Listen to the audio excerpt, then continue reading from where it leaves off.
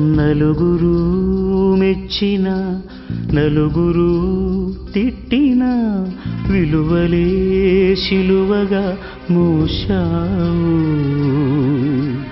అందరూ సుఖపడి సంఘమే కోరుతూ మందిలో మార్గమే వేశావు.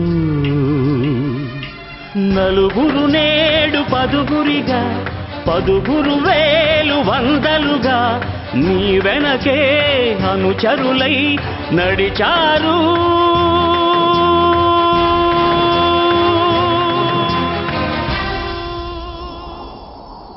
ఆ నలుగురు, ఆ నలుగురు, ఆ నలుగురు.